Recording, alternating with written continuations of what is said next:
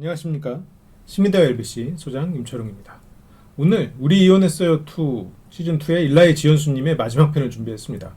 마지막 회를 보고 제가 그동안 다루지 않았던 약간 민수 위주의 이야기, 제가 한번 다루긴 했지만 조금 부족했던 부분들을 조금 한 번 더 다루면서 여러분도 어떤 대화나 심리의 다른 측면의 이해를 좀 더 해볼 수 있는 그런 시간이 됐으면 좋겠어요. 이 장면입니다. 이제 공항에 가기 전에 이제 약속을 좀 하는 내용이에요. 그래서 연수님이 얘기를 합니다. 약속을 했죠. 그거 약속해줘. 이제 약간 이런 식의 원래 이제 화법을 조금 쓰시죠. 좀 상대를 집중시키는 그런 용도로. 이따가 민수한테 아빠가 간다고 얘기하고 씩씩하게 인사하는 거. 그래서 웃으면서 인사를 해야 이제 슬픈 게 아닌 걸 알 테니. 그래서 이 말의 이제 목적은 이제 씩씩하게 인사하고 가라. 이거는 약속은 웃으면서 헤어지기. 목적은 아빠와의 헤어짐이 슬픈 게 아닌 것을 알기 위함.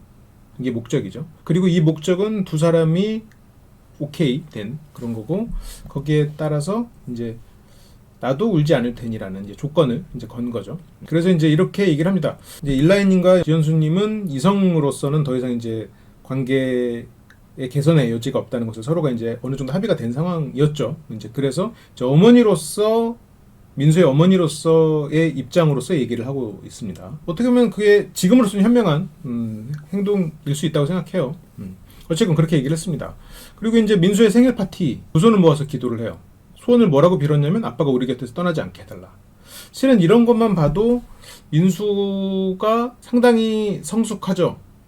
되게 굉장히 어떻게 보면 부모에 대한 이런 씀씀이도 있고, 굉장히 민수가 착한 아이라는 게 느껴지죠. 그런데 실은 이 또래 아이들은 무슨 소원을 빌까요? 물론 이제 부모님이 건강하길 바라는 마음도 있지만, 보통은 그런 것과 어떤 장난감이라던가 아니면 하다못해 뭐 수박 10개 이런 게 어떻게 보면 그 또래 아이들이 바라는 거긴 한데, 그 아이들보다 실은 민수는 훨씬 더 어른스럽단 말이죠. 그런 게 실은 저는 이런 걸 보면서 조금 슬픔이 느껴지는 포인트 중에 하나입니다. 물론 계속 슬펐어요. 솔직히 이거 어떻게 이거를 안 울고 볼 수 있겠습니까? 이런, 내가 이제 민수의 입장 몰입하긴 힘들어도 나이 차이가 있으니까. 근데 민수를 보면 그러지 않기가 어려운데, 어쨌건 이런 말들 자체도 참 훌쩍 커버린 아이죠. 그래서 일라이가 떠난다는 말을 듣기 전에 민수는 굉장히 밝습니다. 먹는 것을 먹으면서도 먹는 것을 즐기는 모습을 보여줘요. 그래서 이거를 지금 보여드리려고 하는 거예요. 지금 뭔가 이런 슬픈 상황을 가정하기 전에 행복할 수도 있는 미래를 상상하고 있을 때 민수는 굉장히 밝은 모습으로 먹는 것을 즐기고 있죠. 그런데 이 뒤에 민수한테 아빠가 떠날지 모른다는 얘기가 언급이 시작됐을 때 민수의 태도가 확 변하죠. 어떻게 변하냐면, 물론 여기에서는 이제 좀 처음에 이제 긴장을 하죠. 그러니까 이 사람한테 조금 불편한 이야기가 들어가면 상대는 좀 긴장을 하기 시작합니다. 민수도 이제 어리니까 그게 더 드러나는 거죠. 아빠가 짐을 싸야 된다, 미국에 들어갈 때까지 따로 살기로 했다, 이러면서 민수가 정신을 약간 다른 쪽으로 일부러 보내요. 그러니까 우리가 다른 사람 얘기가 듣기 싫으면 일부러 산만해지는 쪽을 선택하는 경우가 있어요. 특히나 아이들은 더 심하죠. 가족 관계, 뭔가 사회적으로 내가 조금 무례해서는 안 되는 그런 비즈니스 관계에서는 그렇게 못하죠. 이런 가족들의 관계에서는 이 사람이 나한테 너무 힘든 얘기를 한다 그러면 마음속의 일부를 그 자리에서 회피시켜버려요. 그게 산만함으로 드러나거든요. 그게 어떤 면에서는 일라이와 민수가 굉장히 닮은 포인트이기도 하죠. 근데 이건 누구나 가지고 있어요, 어느 정도는. 근데 둘 사람 다 그런 성향이 있는 사람들인 거죠. 그런 얘기를 하니까 이제 짐 싸고 나와야 된다. 민수는 어떻게 생각하냐? 했을 때 민수는 바람이 확실해요. 여기서도 안 듣는 것처럼 딴 데를 보고 시선 맞추기 거의 없이 계속 이렇게 장난감 끌어안고 있거나 아니면 뭔가 딴짓을 하면서도 실은 그쪽으로 머리는 가 있어요. 산만하면서도 그쪽에 귀를 기울이고 있거든요.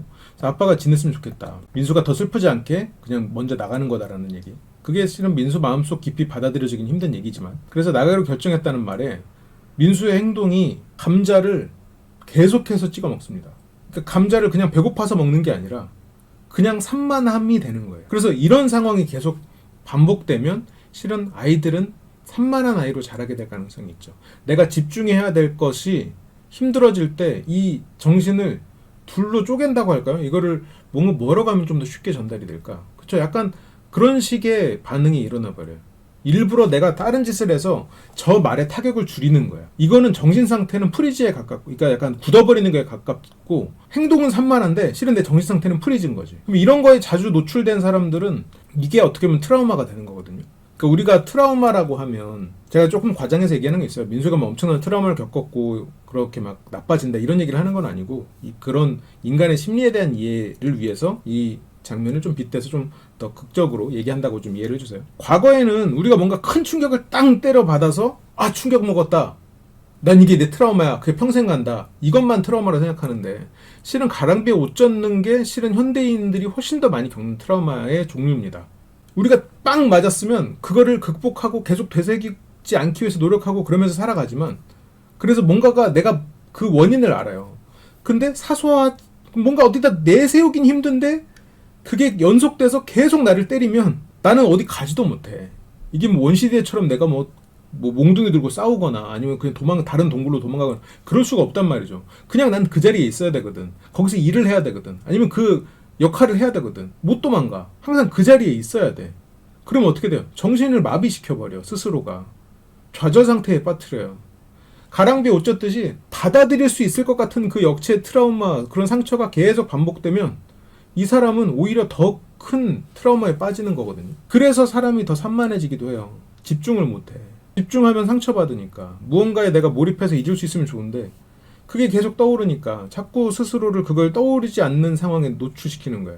중독 상태에 더 쉽게 빠지고. 민수가 그렇다는 얘기는 절대 아닙니다. 그러니까 이런 어떻게 보면 이런 상황이 반복됐을 경우에 그런 데 노출되기가 쉽다라는 거죠. 그래서 무언가 말도 안 되는 거에 중독되는 그게 쉽게 중독되는 성향이 되는 거예요. 산만하고 중독에 쉬운. 자꾸 민수를 비난하는 것 같은데 절대 그런 말이 아니라는 거를 뭐 이 정도 제 채널을 보신 분들은 이해를 하시겠죠. 너무 내가 노파심이 심해졌어. 특히나 이제 민수를 얘기할 때는 참 그런 마음이 더 커지는 것 같아요. 이해가 되냐는 말에 이 아이는 상상을 하죠. 눈이 올라가죠. 상상을 하고 그리고 정확히 묘사를 합니다. 다 듣고 있었어요. 케찹을 돌려찍고 막 먹고 왔다 갔다 하고 그러면서 산만한 행동을 보이는 건 그걸 안 듣고 있는 게 아니에요. 다른 데 집중하는 게 아니야. 거기에 너무너무 집중했지 아빠 말에. 그런데 그 말의 상처를 줄이기 위해서 산만한 행동을 하는 거예요. 되게 슬픈 장면이죠. 실은 그래서 일단 저 케찹 찍어 먹는 저 행동 자체가 참 슬프더라고. 계속 딴 데 보고 눈을 마주치지 않죠. 케찹을 안 찍어 먹을 때 케찹을 보고 찍고 막 하다가도 또 딴 데를 보고 케찹 또 찍어 먹고 아버지한테 할 말을 하죠. 그렇게 안 했으면 좋겠다고. 그러면서도 계속 찍어 먹고 다른 짓을 해요. 그리고 두 번째로 지금 민수가 어떤 마인드를 갖고 있는지를 좀 보여주는 장면인데 넘어져서 무릎이 까집니다. 돌 때문에 미끄러져가지고. 엄마한테 다쳤다고 칭얼대는데 많이 까졌어? 근데 괜찮아 하고 소독해줄게 하지만 다쳐서 슬프냐고 묻죠. 하지만 자기는 울지 않았다고 얘기해. 자기는 울면 안 돼. 왜냐면 내가 울면 그렇지 않아도 슬픈 엄마 아빠를 더 슬프게 만드니까. 그래서 나는 울면 안 되는 사람이야. 울면 안 되는 사람으로 살아간다는 건 감정을 억압시킨다는 얘기거든요. 굉장히 어른스럽고 착한 아이기 때문에 저렇게 스스로를 억압시키는 거예요. 굉장히 스스로를 대견하게 여기는 표정이 나오죠. 이따 집에 가면 아빠 짐 싸서 나가니까 잘 씩씩하게 보내드리자 얘기하죠. 민수는 뭐 네 하겠죠. 아빠랑 이별하는 것도 싫다. 이제 엄마랑만 살아야 돼 라고 민수가 얘기했을 때 연수님이 엄마랑 사는 거 좋지 않아? 라고 하니까 민수가 좋죠 라고 이렇게 이 말을 끌면서 말을 합니다. 여기 이제 자막을 제가 몸으로 가렸는데 어쨌든 좋죠라고 써 있어요. 이런 것들도 조금 그 안타까운 포인트는 있어요. 이제 엄마랑만 살아야 돼라고 했을 때 뭔가 엄마랑도 이제 잘 살아보자라던가 아니면 뭐 아빠가 왔을 때는 같이 재밌게 또 놀고 아니면 엄마랑 있을 때 엄마랑 재밌게 놀자 이 정도 말이 어떻게 보면 더 맞았을 것 같아요. 그런데 이게 엄마랑 사는 거 좋지 않아? 라는 말에는 실은 좋다는 말밖에 할 수가 없는 상황이긴 하죠. 착한 아이기 때문에. 이 상황이 좋다라고 말할 수밖에 없는 감정적 선택지를 지우는. 근데 실은 민수가 좋지 않죠. 엄마랑 사는 게 좋지 않은 건 아니고.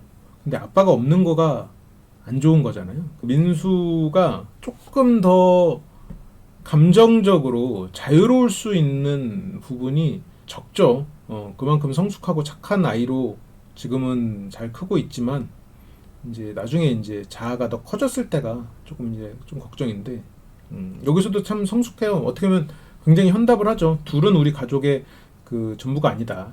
다가 아니니까라고 하면서 우리 가족이 다 모이는 게 내 말의 의도였다라고 이렇게 현명하게 말을 하죠. 내 말의 의도는 뭐 엄마랑 지내는 게 싫고 좋고 그게 아니라 그래서 이제 말의 의도를 다시 한번 전해주죠. 근데 이거는 실은 그 연수님 마음에도 그 혹시라도 나랑만 사는 거를 이 아이가 아빠랑 사는 거를 당연히 좋아할 수도 있다는 생각을 하잖아요. 그러면서 약간 그런 게 연수님 마음속에서는 불안으로 작용할 수도 있었겠죠. 그런 마음 때문에 아이의 의도보다는 나의 불안으로 인한 얘기가 나왔을 가능성도 있죠. 이건 어쨌든 사람에 대한 이해니까 그 사람의 마음속에 어떤 마음 때문에 이 말이 나왔다라는 걸 우리는 이제 이해해보자는 그런 측면에서 얘기를 해보자고요. 무릎이 많이 까졌어요, 실제로도. 근데 괜찮다니까요 하면서 여기서도 이제 아빠가 짐을 쌀 때도 직접적으로 이제 눈을 마주치지 못하고 이제 이별이 싫은 하지만 이제 결국은 잘 챙기고 추억을 잘 간직해달라 이러면서 꼭 간직하라. 그리고 아빠가 떠난 후에 이제 민수의 표정인데 처음에 연수님의 의도대로 이게 영영 헤어지는 것도 아니고 실은 그 부모 중에 한 명이 해외 출장을 가는 경우도 많거든요. 그리고 뭐 지방 출장을 가서도 연락을 계속 하기도 하고 이제 약간 좀 그렇게 좀 쿨하게 상황을 좀 보여 연출해 줬으면 어땠을까라는 생각이 있어요. 이게 너무 그 부모가 둘 다 계속 비장하고 물론 이게 방송이다 보니까 어쩔 수 없는 부분이 있었겠지만 비장하고 이게 마치 끝인 것처럼 계속해서 뭔가 그 아이한테 오히려 그래도 괜찮지, 미국 가도 괜찮지, 우리가 뭐 이별은 하지만 따로 살지만 계속해서 뭔가 실은 그래도 괜찮지 상황의 비장함, 우리 그 어른으로서의 그런 슬픔과 인내에 대해서 자꾸 아이한테 어필하는 게 어른들의 마음은 좀 이해를 바라고 어른들은 또 아이한테 미안하니까 그랬겠지만 차라리 그냥 좀 더 쿨하게 아빠 이제 밖에서 사는데 오히려 더 자주 만날 수 있고 언제든지 올 거야. 그냥 오히려 더 좀 쿨하게 미국 가서 정리를 해야 오지. 뭐 여기 있으면은 어떡하지? 뭐 이렇게 여기서 그냥 그렇게 해서 미국 가서 정리하고 올 거야. 미국 봐봐 이 짐도 있고 이 짐도 있는데 뭐 어떻게 가야지. 뭐 이렇게 그냥 부모가 슬픔 물론 부모가 성인이니까 좀 더 가혹하게 감정을 숨기라라는 어떻게 보면 그런 얘기일 수도 있는데 그래도 최소한 민수한테는 그렇게 태도를 보이는 게 민수가 스스로의 감정을 표출하는 데 있어서 도움을 주지 않았을까. 부모가 너무 감정을 먼저 표출해버리니까 민수는 그 감정을 지켜주고 보호해줘야 되는 어떤 면에서는 민수 안에는 그 책임감이 엄청나게 커졌을. 그러면서도 그 눈치를 보는 그 능력도 엄청나게 커졌을. 그게 민수 인생에서 도움이 될 수도 있어요. 도움이 될 수도 있어. 어떤 면에서는 원동력이 돼줄 수도 있어. 그런데 그게 지금 엄마가 씩씩하다고 칭찬을 하죠. 칭찬을 하고 그리고 엄마가 이제 우니까 민수가 가서 이렇게 달래주죠. 그리고 민수의 표정은 이렇습니다. 민수는 엄마가 올 때 그 감정에 공감하지 않아요. 아니 그 감정이 전달은 되고 있겠지. 하지만 민수는 엄마가 슬플 때 나도 슬프다 이게 아니라 엄마가 슬프니까 내가 지켜줘야지. 혹은 내가 꿋꿋해야지 예요. 감정의 공감이나 이런 교류와는 조금 다른 차원이지. 그러니까 워낙 그 민수가 착한 아이다 보니까 지금 이렇게 되는 건데 아이가 감정을 표출하고 그 아이의 감정에 공감해 주면서 두 사람이 이렇게 뭔가 슬픈 상황이 왔다. 그거는 두 사람에 있어서 감정에 있어서 큰 문제는 없는데 지금 여기에서는 민수는 자기 감정을 더 억압시키는 거거든요. 엄마로서의 연수님은 알고 있었어요. 근데 여기에서는 어쩌면 여자로서의 연수님이 너무 이렇게 슬프니까 이렇게 태도가 보였을 수도 있는데 이럴 때는 실은 민수를 혼자 두는 게 나았을 가능성이 있죠. 차라리 아까 받은 뭐 장난감도 있었고 7살이면 뭐 1시간, 1~2시간 혼자 있는 것도 큰일은 아니니까 방에 뭐 엄마 있으니까 저쪽 방에 이제 그렇게 해서 조금 감정을 추스리고 민수와 시간을 보내는 게 낫지 않았을까. 왜냐면 다음날 민수 입장에서는 다음날 아침에 또 아빠 보러 가는데 공항으로 그런 면에서는 뭐 여기 공항에서도 인사하고 헤어진단 말이죠. 그런 면에서는 약간 그 상황을 좀 쿨하게 연출할 수 있던 게 아닌가라는 안타까움이 좀 있어요. 그러니까 이게 한쪽 사람이 너무 비장하면 왠지 나도 그런 비장함에 따라가야 될 것 같아. 이게 굉장히 슬픈 상황이 돼버려. 물론 슬픈 상황이지 힘든 상황이고 근데 그냥 그럴 수도 있어. 그런 일도 일어나는 거야. 뭐 잘 이겨내보자. 뭐 용기를 내보자. 이렇게 하면 이겨낼 수도 있는 일이거든요. 그러니까 조금 감정의 자세가 달라지는 거지. 그러니까 우리가 뭐 어디 뭐 폐가 같은데 무서운 데 갈 때도 다 같이 막 벌벌 떨고 있으면 괜히 막 짓눌려 무서워. 근데 야 오늘 뭐 극기훈련 하는 것 같은데 누가 이렇게 막 예를 들어서 하면 그 폐가를 보는 이미지가 달라진다고요. 그러니까 그게 어떻게 보면 부모가 할 수 있는 역할이고 배려일 수 있죠. 어떻게 보면 저는 이상주의적인 얘기를 하는 거고 나도 저 상황에서는 내 말처럼 못할 가능성이 훨씬 더 크겠죠. 슬프지. 당연히 그렇겠죠. 우리는 어쨌건 누군가는 부모가 될 거고 또 꼭 부모가 아니어도 다른 사람과의 이런 감정적 교류를 할 때 그런 감정에 발맞춰 가야 되잖아요. 그런 측면에서 내 감정 과잉을 상대에게 던지는 것은 득보다 실이 많은 경우가 많다. 참 슬픈 편이었어요, 마지막 편은. 그래서 실은 이 마지막 편을 다루지 말까 하다가 그래도 제가 이 전화에서 마지막 편을 앞두고라고 얘기를 했기도 했고, 그리고 또 이런 민수의 이런 부분들에 있어서 약간 오해가 될 만한 그런 부분들, 좀 덜 다룬 부분들이 있어서 이렇게 좀 다뤄봤습니다. 그리고 이런 이 우리 이혼했어요를 다루면서 제가 조금 더 중점적으로 두고자 했던 거는 이 영상 안에서의 선악을 구분하고자 하는 거는 전혀 없었어요. 그리고 우리가 살면서 어떤 누군가를, 우리 주변의 사람들을 선과 악으로 구분하는 것만큼 미련한 짓이 없습니다. 왜냐면 인간은 선악으로 규정되지 않거든요. 그리고 제가 장단점이라고 하면서 모든 걸 뭉뚱그리는 것처럼 느끼실 수도 있는데, 거의 대부분의 어떤 사람의 성향은 상황에 따라서 장점이 되기도 하고 단점이 되기도 합니다. 그 사람의 어떠한 성향은 장점과 단점과 맞물려 있어요. 그래서 사람을 선악으로 구분하는 것만큼 스스로를 좁히는 것도 없거든요. 그래서 중요한 건 인간에 대한 이해고, 저 사람이 왜 저렇게 행동하나, 그리고 저 안에는 어떤 무의식이 있나, 어떤 의도가 있나.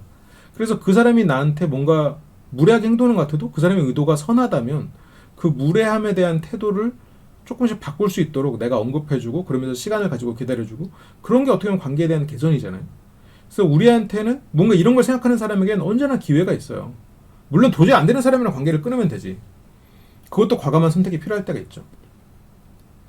그런데 그 과감한 선택 이전에는 분명히 인간을 상대할 땐 기회가 존재할 가능성이 있다. 이제 그걸 가지고 보는 방식, 그런 게 좀 전달되길 바랬어요.